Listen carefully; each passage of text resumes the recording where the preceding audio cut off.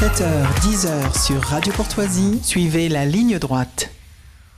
Ils étaient 16 000 l'année dernière et seront plus nombreux encore cette année. Les rejoindrez-vous sur les routes de Paris à Chartres. Nous sommes à moins d'un mois de la Pentecôte. Alors, chers auditeurs, ferez-vous partie de cette longue colonne de pèlerins pour ce week-end prolongé ?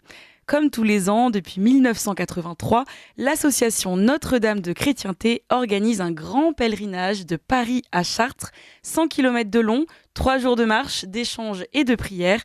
Mais au fil des ans, il grossit et s'est imposé comme le premier pèlerinage mobile d'Europe. Alors pour parler de ce succès et de cette 42e édition, nous recevons ce matin Jean de Thorier. Bonjour Jean de Thorier. Bonjour à tous. Vous êtes donc le président de Notre-Dame de Chrétienté qui organise ce pèlerinage annuel vers Chartres. Merci beaucoup d'avoir accepté notre invitation. Merci de votre invitation. Pour la 2e année consécutive, les inscriptions donc ont explosé, tant et si bien que vous avez été obligé de les fermer. Alors combien de pèlerins sont attendus et comment vous expliquez un tel succès ? Alors combien de pèlerins on attend encore un peu les chiffres définitifs, parce qu'il y a moyen de s'inscrire encore dans les soutiens, dans les services qui aident au pèlerinage. On appelle cela les soutiens, c'est tout ce qui est service d'ordre, logistique, puis il y a beaucoup d'autres services. Donc il y a largement plus de 1000 personnes là dans cet ensemble, hein. Donc il y a encore moyen de s'inscrire. On peut aussi s'inscrire comme ange gardien. Alors qu'est-ce que c'est les anges gardiens ? Vous pouvez nous expliquer ? Les anges gardiens, ce sont les non-marcheurs. C'est ceux qui ne peuvent pas venir au pèlerinage et qui s'associent par la prière au pèlerinage. Alors, ils reçoivent un livret, ils disent le chapelet une fois par jour, il y a une prière particulière, ils envoient leurs intentions de prière au chapitre et comme ça, par la communion des saints, il y a une vie spirituelle au-delà du pèlerinage. C'est quelque chose qui se développe beaucoup. Il y a à peu près 5 à 6 000 anges gardiens chaque année. Ah oui. J'espère que dans quelques années, il y aura autant d'anges gardiens que de marcheurs. Mais pour revenir sur les chiffres, oui, on était 16 000 l'an passé, un peu plus peut-être même. Et cette année, on va augmenter de plus de 10%. Donc on donnera les chiffres. En général, je donne les chiffres définitifs à la messe d'Action de Grâce qui est à Saint-Odile une semaine après le pèlerinage. Mais on va être autour de 18 000, oui, quelque chose comme ça. Et alors cette explosion des inscriptions, comment vous l'expliquez ? Pourquoi ce succès ? Moi, je pense que les catholiques, alors on a en dehors qui vient au pèlerinage de Chartres, on a la moitié des pèlerins marcheurs, hein, donc de ceux qui viennent les 3 jours de Pentecôte, ce sont la moitié à moins de 20 ans. Ah oui. Voilà, la moyenne d'âge est autour de 23 ans, grâce aux seniors qui organisent, enfin il n'y a pas que des seniors d'ailleurs, qui organisent le pèlerinage, mais enfin il y a un peu tous les âges, hein, c'est pas que pour les jeunes, mais les marcheurs, c'est quand même la moitié à moins de 20 ans, c'est quand même énorme, hein. Vous avez 3000 pèlerins dans les familles. Vous savez qu'on est catégorisé il y a les pastoraux pour les adolescents, les familles qui marchent avec leurs enfants, les enfants 6 à 12 ans, et puis vous avez les adultes. Et sur les familles, il y a 3000 pèlerins dans les familles. Alors pourquoi tant de monde ? Moi, je pense que dans les catholiques, alors on touche essentiellement des catholiques pratiquants, quoique l'an dernier, on a eu pas mal de non-pratiquants, hein, donc... Ah oui, ils viennent par curiosité ? Ils viennent, vous savez, on suit ses amis, oui, par curiosité, puis peut-être, je pense d'abord pas appelé par la grâce, par le bon Dieu. On touche, on est un reflet de la société. Donc, on voit les catholiques pratiquants aujourd'hui, certains par des observants, eh bien, ils sont très engagés. On va les retrouver dans beaucoup d'associations, on va les retrouver dans les mouvements pro-vie. Et ce sont des gens qui sont tout sauf timides, sauf enfouis, comme avait voulu être l'Église après le Concile. Donc, ce sont ils sont pleins d'enthousiasme, ils sont très courageux et très exigeants. Ils réclament un enseignement qui soit sérieux, qui soit et justement exigeant.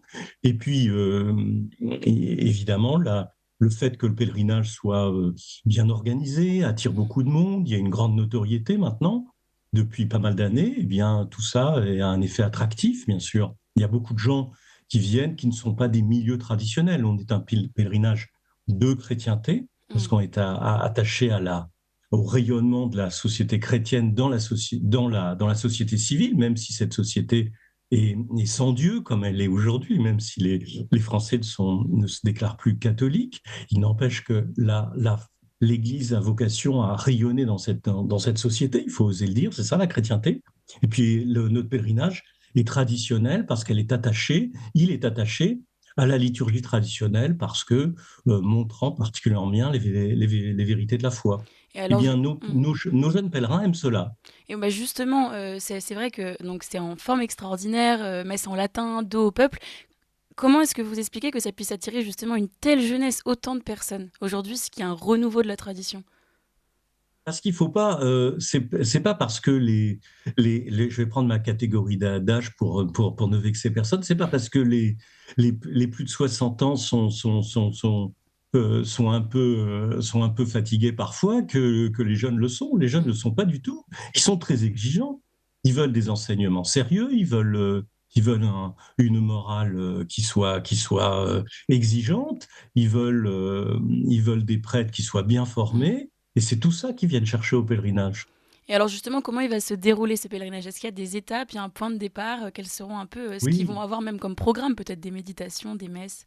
ah oui, oui, oui, ça se prépare. Là, on est en train de préparer 2025. Vous imaginez un petit peu Ah oui, vous prenez de le l'avance. temps de préparation. Donc qu'est-ce qui va se passer? Eh bien, déjà, on va partir, rendez-vous à 6 heures du matin pour ceux qui sont inscrits, bien sûr, à Saint-Sulpice. Donc, on va avoir une messe célébrée à 6h50 par l'abbé de la Barre de la Fraternité Saint-Pierre, avec l'homélie donnée par Monseigneur Toit, que j'ai rencontré avec l'abbé de Massia, qui est notre aumônier, il n'y a pas longtemps, qui est ravi de donner l'homélie et voilà, qui va découvrir notre pèlerinage. Une particularité au départ, c'est qu'il y a une colonne qui va partir, une petite colonne de 2 à 3 000 personnes qui va partir à 7 heures du matin, parce que vous voyez, on fait partir les pèlerins petit à petit, Ok. et ces pèlerins qui arriveront sur notre premier bivouac de Choiseul auront une messe le soir, célébrée par l'abbé Lecoq, qui est un ancien aumônier général de Notre-Dame de Chrétienté, de la Fraternité Saint-Pierre. Donc, il y aura la messe à 6h50 pour la plupart des pèlerins, puis une petite colonne qui partira vers Choiseul.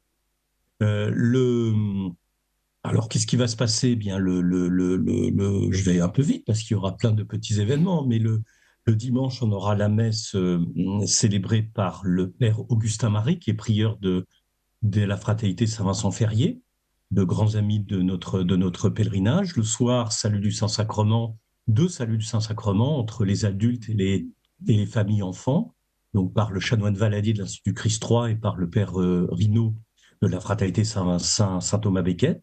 Et le lendemain, à Chartres, on aura la messe célébrée par le cardinal Muller, l'ancien préfet de la Congrégation pour la doctrine de la foi. On aura Monseigneur Christori, qui est Mhm. l'évêque de Chartres, qui nous accueillera, qui sera sur le bivouac de Gars le dimanche soir. On aura Monseigneur Rouget, qui nous accueillera sur son diocèse le samedi. Donc il y aura comme ça plein d'événements, avec notamment un événement très important pour nous, justement dans la lignée de la chrétienté dont je vous parlais tout à l'heure. C'est l'érection d'un calvaire à Igny. Justement, pendant la messe, les pastoraux famille enfants ont la messe vers midi à Igny. Et il y aura juste avant l'érection d'un calvaire, donc avec SOS Calvaire. Donc c'est ce que notre âme de chrétienté fait depuis maintenant, depuis le tout début. Il parsème le chemin de Paris à Chartres de calvaire, parfois en bois, en fer forgé, et on va continuer tout ça. Je trouve que c'est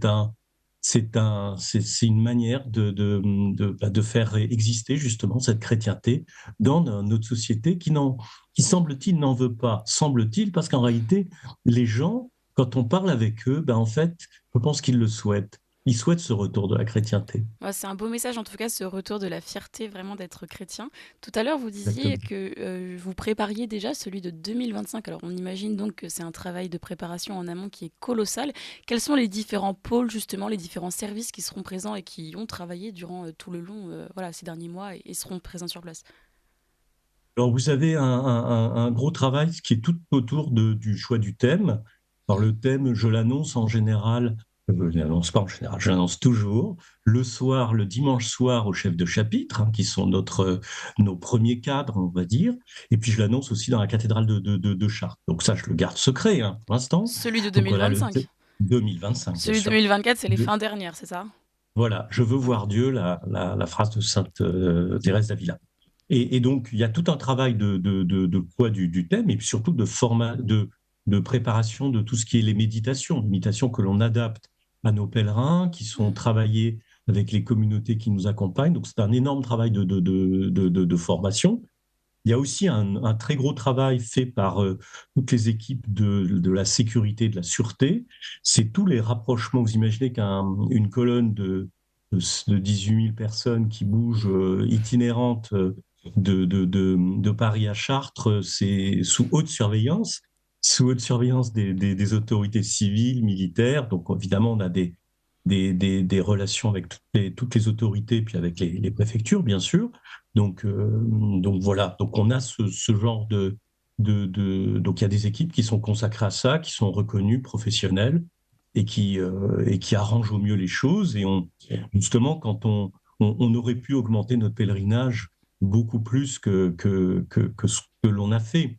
Et si on l'a limité, eh bien c'est justement par prudence, en discussion avec les autorités, et aussi en fonction de nos capacités logistiques pour ne pas, pour être, pour mieux gérer en fait cette grande masse de personnes. Et alors, Il y a un enjeu de sécurité très important en fait. parmi ces très nombreux pèlerins, on trouve aussi des nationalités du monde entier. Est-ce que vous pouvez nous dire quelques mots sur justement ces pèlerins qui viennent parfois des États-Unis, du monde entier? J'ai un de mes fils qui est en ce moment en Nouvelle-Zélande et qui rencontre les pèlerins qui vont venir de Nouvelle-Zélande. Vous voyez, c'est un exemple. Alors, c'est quand même un voyage, hein. Ah bah, Donc, il y a quelques pèlerins qui viennent de Nouvelle-Zélande pour aller à Chartres. Bien, ce sont des pèlerins, vous avez beaucoup de Britanniques, d'Américains, beaucoup d'Allemands avec la Suisse alémanique. Donc, mm. puis après, vous avez un peu tous les pays du monde, hein. Vous allez avoir des Africains, vous allez avoir beaucoup de Sud-Américains. Mm. Vous avez à peu près, on a 1500 un peu plus de pèlerins étrangers. On pourrait en avoir beaucoup plus si on augmentait un peu nos quotas. Vous voyez qu'on est un peu on restreint beaucoup, hein. C'est ça, c'est Et une question de capacité logistique. oui, oui. On encourage beaucoup à la création des pèlerinages internationaux de chrétienté, Ah ça c'est qui a beau. lieu maintenant depuis quelques années. Et donc on les aide tant qu'on peut sur des grands sanctuaires de leur pays. Donc c'est l'Argentine, il y en a deux aux États-Unis, il y en a un à Melbourne qui s'appelle, j'adore dire ça, le Charles Pilgrimage. Donc c'est quand même inouï ça.